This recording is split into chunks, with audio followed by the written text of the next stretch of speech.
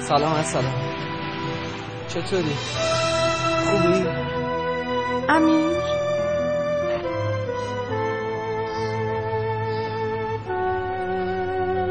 میخوام اجازه بدی از زندگیت برم بیرون.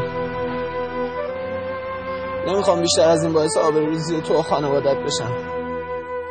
من بدون تو نمیتونم. اگه تو رو ازم بگیرن خودمو میکشم. تو فکر میکنی دور شدن از تو برام آسونه؟ من حاضرم بمیرم تا تو زنده بمونی. حالا میخوای از پیشم بری؟ من نمیذارم. خیر از عاشقی ندیدم، ای خدا خوشی ندیدم، یه ندا از ته دنیا رسیده، باید بمیرم که دیگه عاشق نباشم، دیگه دل داده نباشم تا که یه روز مثل حالا آواره باشم.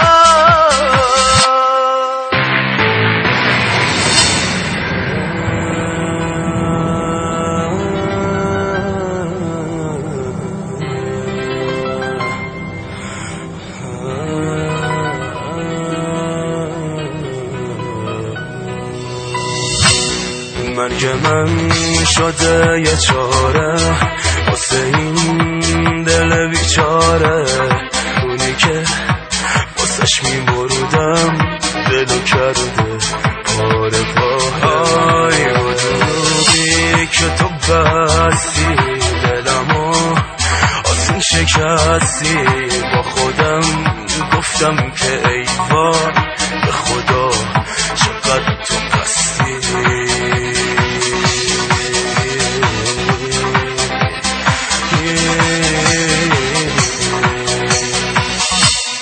این چه دردی بود خدا جون، دلو کرده در بزاغون، با غم نبودنش دل همیشه بشه پر از خون.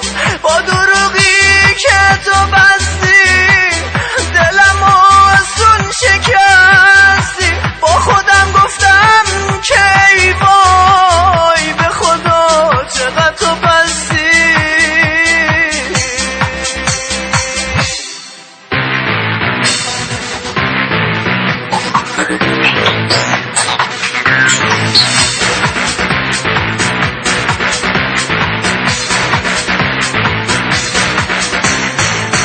امیدوارم که